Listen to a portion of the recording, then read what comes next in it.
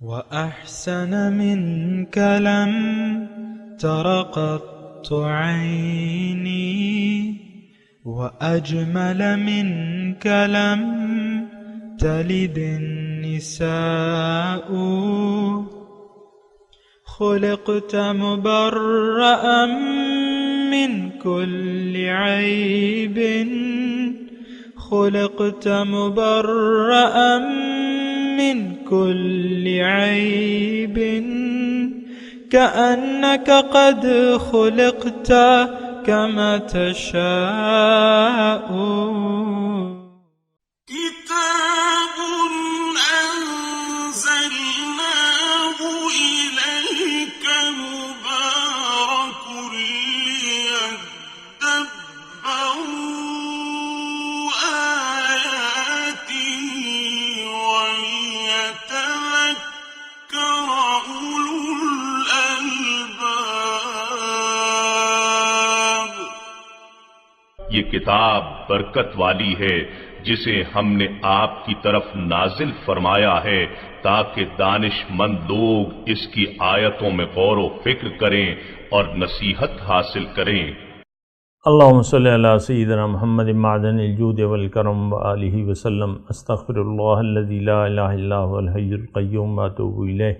سامعین و ناظرین کرام، السلام علیکم ورحمۃ اللہ وبرکاتہ۔ سامعین کرام، سورہ حامیم السجدہ آیت نمبر 3 اور 4 آج کا موضوع۔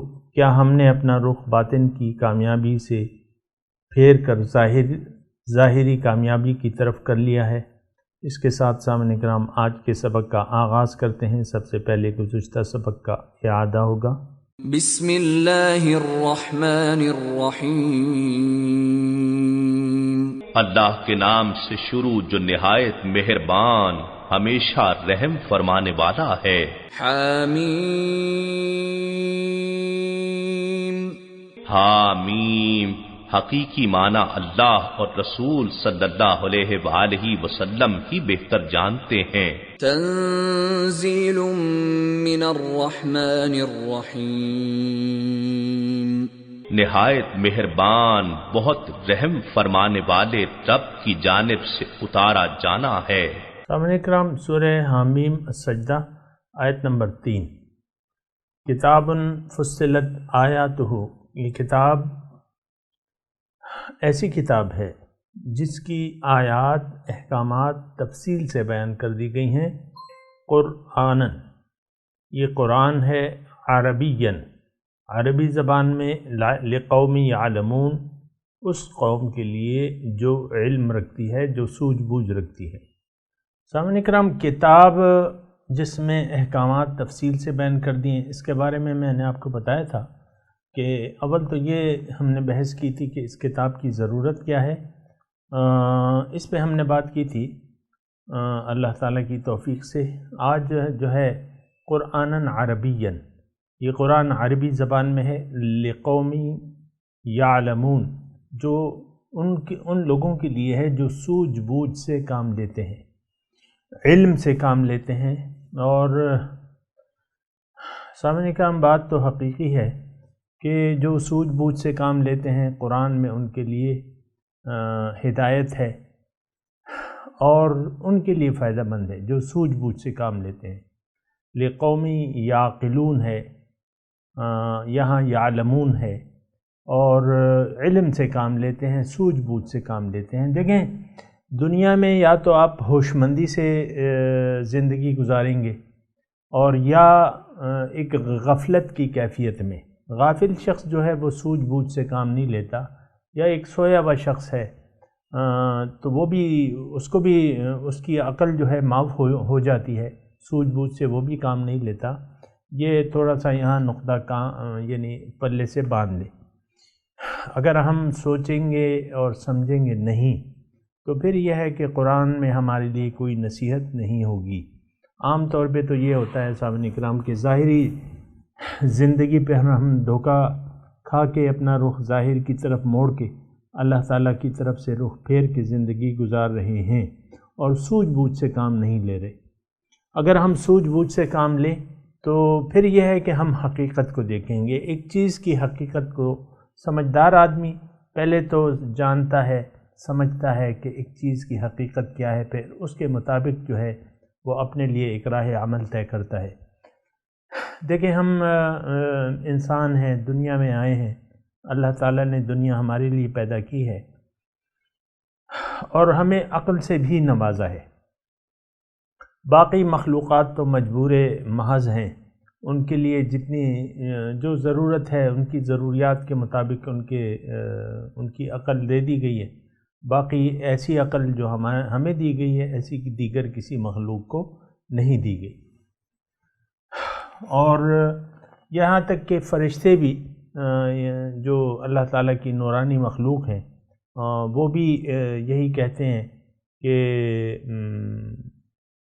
وہ جب علم کے متعلق آدم کے علم کا مظاہرہ ہوا نا، وہ فرشتوں نے کہا کہ جو تو نے علم دیا ہے وہی ہم جانتے ہیں، اور بھی کے الفاظ مجھے یاد نہیں آ رہے، لیکن فرشتوں کی بھی جو سوجھ بوجھ ہے ان کے متعلق ہے، جو بھی ان کا کام ہے اس کے متعلق سوجھ بوجھ ہے باقی۔ لیکن انسان جو ہے اس کو اللہ تعالیٰ نے ایک مختلف قسم کی سوجھ بوجھ دی ہے، ایک وسیع قسم کی سوجھ بوجھ دی ہے جس میں یہ حق کو بھی پہچان لیتا ہے اس سوجھ بوجھ سے، اور باطل کو بھی سمجھ لیتا ہے۔ اور یہ بات اگر میں بہت آہستگی سے کہہ رہا ہوں سامعین اکرام کہ اگر ہم نے سوجھ بوجھ سے کام نہ لیا تو پھر ہم نقصان میں جائیں گے، یقیناً نقصان میں ہوں گے۔ آپ کو میں کہتا رہتا ہوں کہ قیامت کے دن سورہ ملک میں آیا ہے، دوزخ والے جو ہیں وہ افسوس کریں گے، وَقَالُوا لَوْ كُنَّا نَسْمَعُ أَوْ نَعْقِلُ مَا كُنَّا فِي أَصْحَابِ السَّعِيرِ، اگر ہم کسی کی بات سن لیتے یا عقل سے کام لیتے آج ہم دوزخ والوں میں سے نہ ہوتے، او نعقل، اگر ہم عقل سے کام لیتے۔ یہاں بھی ہے یعلمون، جو علم، عقل، سمجھ بوجھ سے کام لیتے ہیں۔ یہ علم مطلب وہ مدرسے کا علم نہیں ہے، یہ تو آپ ظاہری آنکھوں سے جو کچھ دیکھ رہے ہیں اس سے آپ نے ایک اندازہ لگانا ہوتا ہے۔ ظاہری آنکھوں سے جو کچھ آپ دیکھ رہے ہیں اس سے آپ نے سوجھ بوجھ سے کام لینا ہوتا ہے۔ یہ نہیں کہ ایم اے پاس یا بی اے پاس یا جو ہے مدرسہ آپ نے پڑھ کے عالم بن گئے، وہ علم مراد نہیں ہے یہاں۔ یہ وہ علم ہے جو عام طور پہ ہر ایک اپنی عقل کے مطابق سوجھ بوجھ سے کام لے تو وہ ایک منزل تک، ایک حقیقت تک پہنچ جاتا ہے۔ مثال کے طور پہ یتفکرون فی خلق السماوات والارض، مومنوں کے متعلق ہے کہ یہ سوچتے ہیں، فکر کرتے ہیں، سوجھ بوجھ سے کام لیتے ہیں تخلیقات زمین اور آسمان کی، اور پھر اس نتیجے پر پہنچتے ہیں اور کہتے ہیں کہ ربنا ما خلقت ھذا باطلا سبحانک فقنا عذاب النار۔ تو بہرحال لقوم یعلمون، کوئی آپ میں سے یہ نہ سمجھے کہ اس علم سے مراد کوئی خاص علم ہے، نہیں، عام علم جو اللہ تعالیٰ نے ہمیں دی ہے، ہم یعنی اپنے آپ کو دیکھ سکتے ہیں، اپنے ارد گرد ماحول کو سمجھ سکتے ہیں۔ کوئی بھی انسان بغیر کسی تعلیمی ڈگری کے آپ سوچ سکتے ہیں، مرد ہو یا عورت، کہ میں کون ہوں، میری حقیقت کیا ہے، اور میں نے جانا کہاں ہے، میری منزل کیا ہے۔ تو یہ سب کچھ اس سے عقل سے پتہ لگ جاتا ہے۔ آگے چلتے ہیں، بشیرم و نذیرہ، خوشخبری دینے والا اور ڈرانے والا۔ فَأَعْرَضَ أَكْثَرُهُمْ فَهُمْ لَا يَسْمَعُونَ، اکثر لوگوں نے اس تعلیم سے انکار کر لیا، فَهُمْ لَا يَسْمَعُونَ، یہ سنتے نہیں ہیں۔ بات ہو رہی ہے بنیادی طور پہ، سامنے کرام ذرا غور و فکر سے کام لے، قرآن کی بات ہو رہی ہے، تنزیل من الرحمن الرحیم کی بات ہو رہی ہے، یعنی قرآن کی بات ہو رہی ہے۔ پیغمبر بھی بشیر و نذیر ہے، لیکن یہ کتاب بھی بشیر و نذیر ہے، اور اس وقت تو کتاب کی خاص طور پہ بات ہو رہی ہے کہ کتاب کو آپ نے سوچ سمجھ کے پڑھنا ہے۔ اور افسوس کی بات یہ ہے سامعین کرام کہ ہم نے کتاب کو کتاب ناظرہ بنا لیا ہے، بہت افسوس کی بات ہے۔ قرآن خوانی، اکثر میں دیکھتا ہوں کہ پلازوں میں کہیں جاتے ہیں تو آپ قرآن خوانی لگی ہوتی ہے، صبح کے وقت عام طور پہ وہ شروعات جو کرتے ہیں ان کو حکم ہوتا ہے کارکنان کو دکان کے یا پلازے کے یا جو بھی ہے کہ آپ صبح کے وقت تلاوت کریں تاکہ اس کی برکت ہو اور دن بھر جو ہے ہمارا پلازا جو ہے گاہکوں سے بھرا رہے، یعنی اس میں بھی آپ کی نیت جو ہے وہ خراب ہو گئی ہے۔ تو بہرحال سامعین اکرام، دیکھیں قرآن کی بات ہو رہی ہے، آپ اور میں نے دیکھنا ہے کہ قرآن کو ہم نے اہمیت کیا دی ہوئی ہے۔ قرآن تو سمجھ کے لیے ہے، لقوم یعلمون کتاب فصلت آیاتہ قرآنا عربیا لقوم یعلمون۔ اور پھر جو ہے اس میں ہے کیا، اصل اس میں ہے کیا، مضمون کیا ہے؟ مضمون اس میں سامعین کرام کامیابی اور ناکامی کا ہے۔ اس میں کامیاب لوگوں کا بھی تذکرہ ہے اور ناکام لوگوں کو بھی تفصیلات بیان کی گئی ہیں۔ کون سے لوگ کامیاب ہوں گے، کن لوگوں کے لیے خوشخبری ہے، کون سے لوگ ناکام ہوں گے، کن لوگوں کے لیے ڈراوا ہے۔ اس میں بشیرم و نذیرن، یہ اس کتاب کی دو بنیادی صفات ہیں کہ یہ خوشخبری بھی دلاتی ہے۔ فَبِذَلِكَ یعنی فَلْيَفْرَحِ الْمُؤْمِنُونَ یا فَقَدْ فَازَ فَوْزًا عَظِيمًا مَنْ يُطِعِ اللَّهَ وَرَسُولَهُ فَقَدْ فَازَ فَوْزًا عَظِيمًا۔ جس نے بھی اللہ کی اور اس کے رسول کی اطاعت کی وہ بڑی کامیابی سے بامراد ہو گیا۔ اور مَنْ يَعْصِ اللَّهَ وَرَسُولَهُ فَقَدْ ضَلَّ ضَلَالًا مُبِينًا، جس نے نافرمانی کی اللہ کی اور اس کے رسول کی تو وہ گمراہ ہو گیا واضح گمراہی کے ساتھ۔ تو یہ دو چیزیں ہیں۔ قرآن ہمارے لیے، حضور صلی اللہ علیہ وسلم فرمائے اما لک و اما علیک، یا تو یہ قرآن تمہارے حق میں گواہی دے گا یا تمہارے خلاف گواہی دے گا۔ افسوس سے میں اور آپ اس معاشرے میں رہ رہے ہیں کہ جس معاشرے کے خلاف روز قیامت یہ قرآن گواہی دے گا کہ اس نے مجھے چھوڑ رکھا تھا، اور پھر رسول بھی گواہی دیں گے وقال الرسول یا رب ان قوم اتخذوا هذا القرآن مہجورا، اے اللہ یہ میری قوم جو ہے اس نے تو قرآن کو چھوڑ رکھا تھا۔ تو آج بدقسمتی سے، بدقسمتی تو خیر میں نہیں کہوں گا، نہ بدبختی کہوں گا، لیکن بات یہ ہے اس کے تو ہم خود ذمہ دار ہیں۔ اپنی قسمت جو ہے انسان خود بناتا ہے۔ سامعین کرام، آج ہم نے ایسا قومی طور پہ ایک ایسا وتیرہ اختیار کر لیا ہے، ایک ایسی عادت بنا لی ہے کہ قرآن کو ہم جھٹلا رہے ہیں اپنے اعمال سے، قول سے نہیں، اعمال سے ہم قرآن کو، قرآنی تعلیمات کو جھٹلا رہے ہیں۔ بہرحال یہ رویہ جو ہے، یہ روش جو ہے انتہائی خطرناک ہے، اور دنیا میں لہم فی الدنیا خزی و یوم القیامت یردون الی اشد العذاب، جنہوں نے بھی قرآن سے منہ موڑ لیا سامعین اکرام تو ان کے لیے دنیا میں بھی رسوائی ہے، اور قیامت کے دن شدید عذاب کی طرف یہ لوٹائے جائیں گے۔ تو بہرحال یہ ہے بشیر و نذیر، ہم تو اسے ایسے لحاظ سے نہیں لیتے سامعین اکرام۔ کبھی آپ نے سوچا ہے کہ یہ قرآن مجھے خوشخبریاں سنا رہا ہے یا مجھے ڈرا رہا ہے؟ یعنی یا دیکھیں، یا تو آپ کے جو اعمال ہیں، جو آپ کی روش ہے، جو آپ کا یقین ہے زندگی کے بارے میں عقیدے کا نام اس لیے نہیں لے رہا کہ آپ اس کو ایک خاص سمت میں لے جاتے ہیں، جو بھی ہر ایک آدمی ایک یقین کے مطابق زندگی گزار رہا ہے، اور اس کا یقین جو ہے یا تو دنیا پر ہے یا آخرت پہ ہے۔ اور نہایت افسوس سے کہنا پڑتا ہے کہ ہم یعنی ہمارے اکثریت کا ہمارا یقین جو ہے وہ ظاہر پر ہے۔ یعلمون ظاہرا من الحیات الدنیا وہم عن الآخرۃ غافلون، دنیا کے ظاہر کے بارے میں تو یہ جانتے ہیں اور آخرت سے یہ لوگ غافل ہیں۔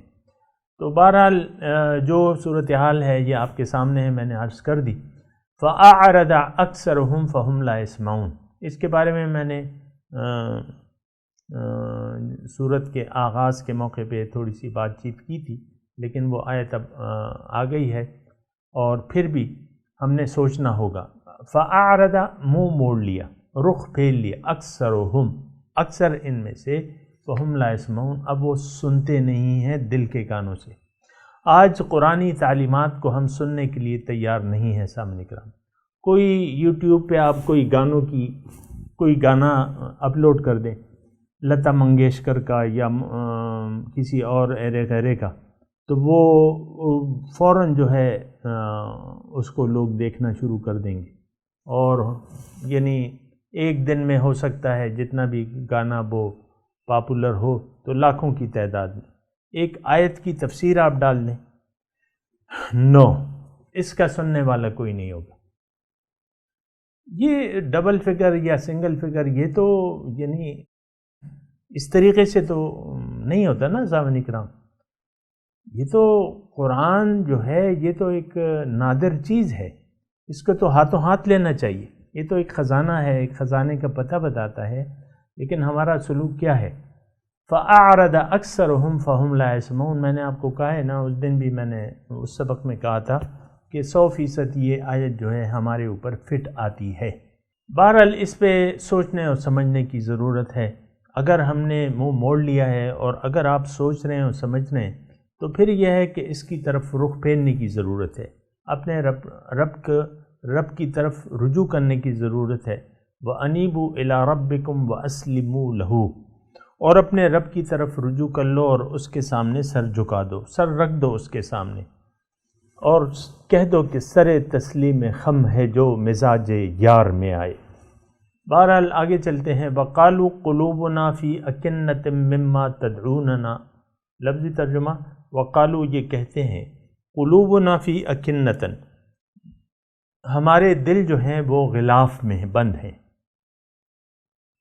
مما تدعوننا الیہ، جس طرف تم ہمیں دعوت دے رہے ہو، وفی آذاننا وقرن، اور ہمارے دل میں ثقل ہے، گرانی ہے، یعنی تم بات سنتے ہو کہتے ہو لیکن ہم سننے والے نہیں ہیں اس کو۔ ومن بیننا وبینک حجاب، اور ہمارے درمیان اے داعی الی الحق، ہمارے درمیان اور تمہارے درمیان جو ہے ایک پردہ ہے، ایک آڑ ہے، حجاب کہتے ہیں آڑ کو۔ فَاعْمَلْ إِنَّنَا عَامِلُونَ، تو تم عمل کرو، ہم اپنی جگہ عمل کر رہے ہیں۔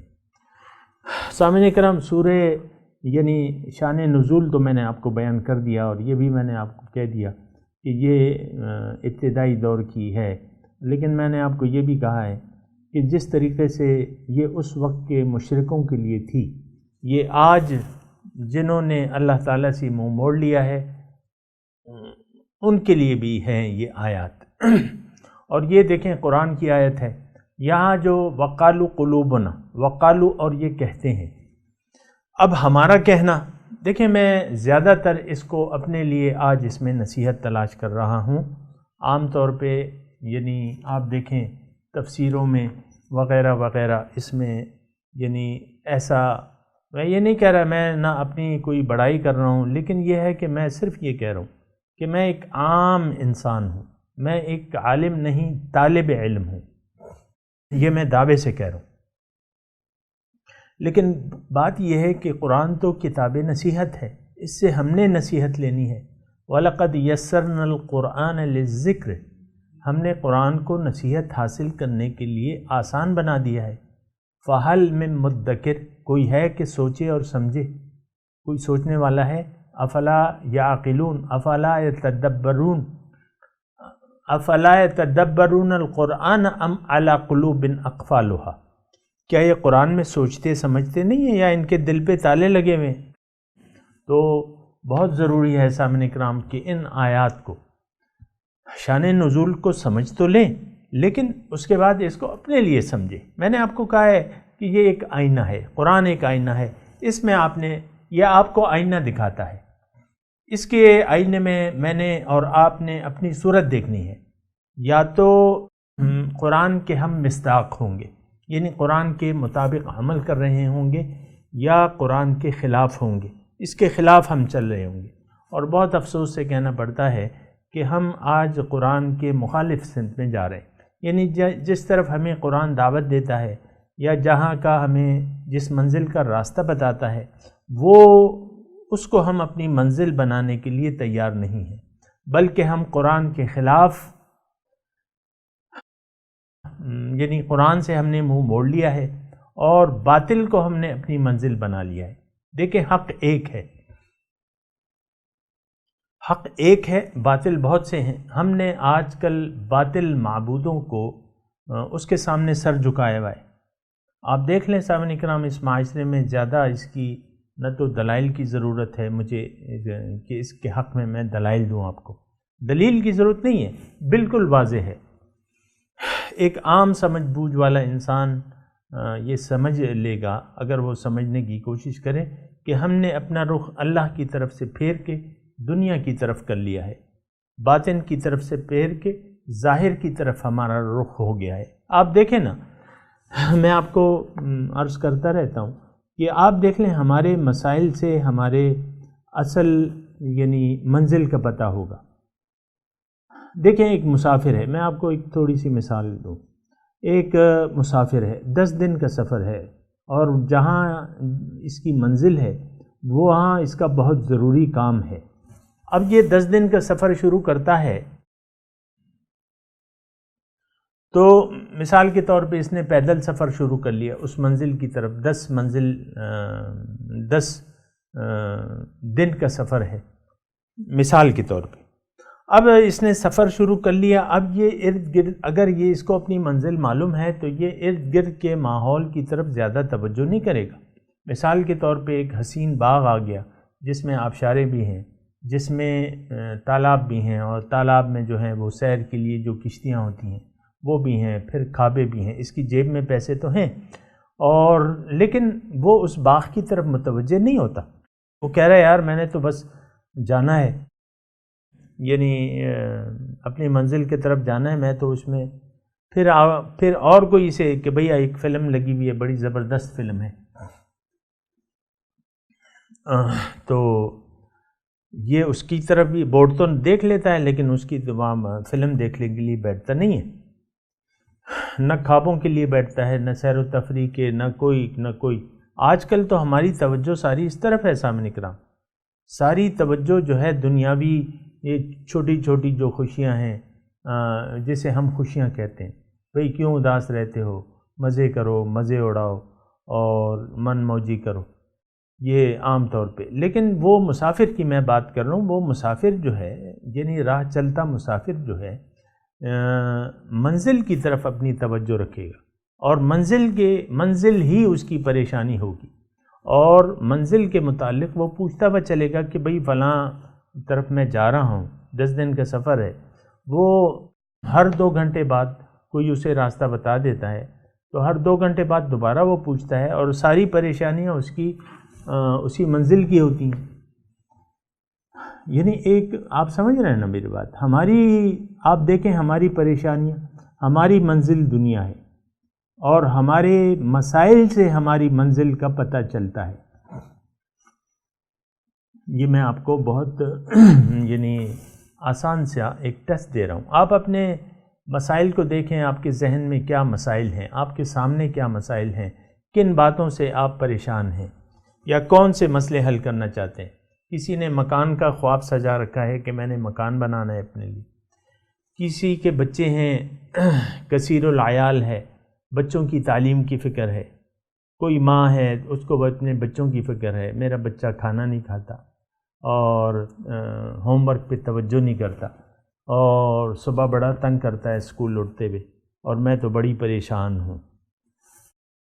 تو مختلف قسم کی ہر ایک کی پھر اپنی اپنی پریشانیاں ہیں، بیوی کی اپنی پریشانیاں ہیں، خاوند کی اپنی پریشانیاں ہیں، باپ کی اپنی پریشانیاں ہیں، ماں کی اپنی پریشانیاں ہیں، ان سب اولاد کی پھر اپنی پریشانیاں ہیں۔ تو یہ یعنی دیکھیں، میں قرآن سے آپ کو یہ ایک میرے ذہن میں ایک آیت آ رہی ہے کہ بلکہ حدیث ہے وہ، کہ کن فی الدنیا کأنک غریب او کعابر سبیل۔ حضور صلی اللہ علیہ وسلم ہمیں جینے کا ڈھنگ سکھا رہے ہیں، جینے کا طریقہ بتا رہے ہیں۔ کن فی الدنیا کأنک غریب او کعابر سبیل، کہ تم دنیا میں ایسے رہو گویا کہ ایک اجنبی ہو، غریب، او کعابر سبیل، یا ایک مسافر ہو، راہ چلتا ہوا سفر کرنے والا مسافر۔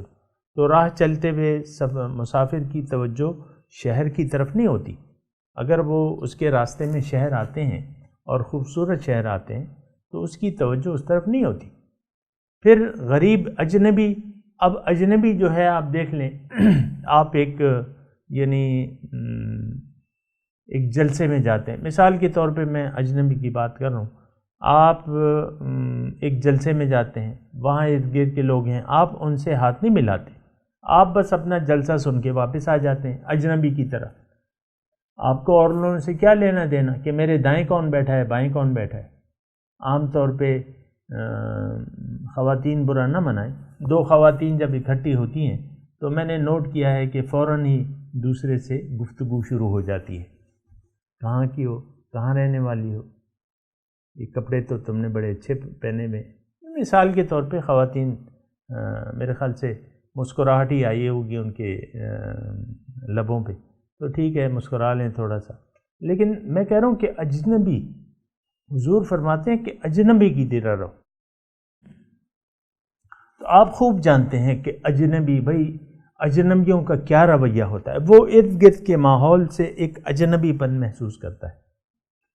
مثال کے طور پہ میں چلا جاؤں ایک خاص کام سے انڈیا میں، اور وہاں اردو دان نہیں ہے سب، مثال کے طور پہ فرض کر لیں تھوڑی دیر کے لیے، تو وہ ایک شہر چلا جاؤں، میری اپنی ایک مقصد ہے، تو اگر وہاں کے ماحول میں تو میں اجنبی ہوں، اور میں نے تو تھوڑی دیر کے لیے ہی میں نے جانا ہے اس شہر میں، اپنا ایک کام کرنا ہے، پھر واپس آنا ہے، تو اب اس شہر میں آپ دیکھ لیں میرا رویہ کیا ہوگا وہاں کے مکینوں سے، اجنبیوں کی طرح ہوں گا، میں نہ زیادہ دوستیاں بڑھاؤں گا، نہ کسی سے کسی کا حال پوچھوں گا، بس اجنبی کی طرح جاؤں گا، اپنا کام کر کے واپس ہو جاؤں۔ کن فی الدنیا کأنک غریب او کعابری سبیل، قربان جائیے حضور صلی اللہ علیہ وسلم کی فرمودات پہ، بہت سمندر کو کوزے میں بن کر دیتے ہیں۔ بہرحال مضمون جاری ہے سامنے کرام، ابھی میں تلاوت کرتا ہوں اور میرے ساتھ دہرائیے۔ اعوذ باللہ من الشیطان الرجیم، بسم اللہ الرحمن الرحیم۔ کتاب فصلت آیاتہ قرآنا عربیا لقوم یعلمون بشیرا ونذیرا فأعرض اکثرهم فهم لا يسمعون۔ ترجمہ سنا دیں۔ کتاب فصلت آیاتہ، یہ ایسی کتاب ہے جس کی احکامات تفصیل سے بیان کر دیے گئے ہیں۔ قرآن عربیا، قرآن ہے عربی زبان میں، لقوم یعلمون، اس قوم کے لیے جو سوجھ بوجھ سے کام لیتی ہے، بشیرم و نذیرا، بشارت دینے والی اور ڈرانے والی، فأعرض اکثرہم، اکثر لوگوں نے اس سے منہ موڑ لیا، یعنی اس ہدایت سے منہ موڑ لیا، فہم لا يسمعون، اب وہ سنتے نہیں ہیں۔ اب ان آیت کی تلاوت اور ترجمہ۔ کتاب فصلت آیاته قرآنا عربیا لقوم يعلمون. A scripture whose verses are detailed, a Quran in Arabic for people who know. بشيرا ونذيرا فأعرض أكثرهم فهم لا يسمعون. Bringing good news and giving warnings, but most of them turn away, so they do not listen. سامعین اکرام، اس کے ساتھ ہی آج کے درس کا وقت اختتام کو پہنچا۔ اگلے درس میں انشاءاللہ ملاقات ہوگی۔ وآخر دعوانا ان الحمدللہ رب العالمین، والسلام علیکم ورحمۃ اللہ وبرکاتہ۔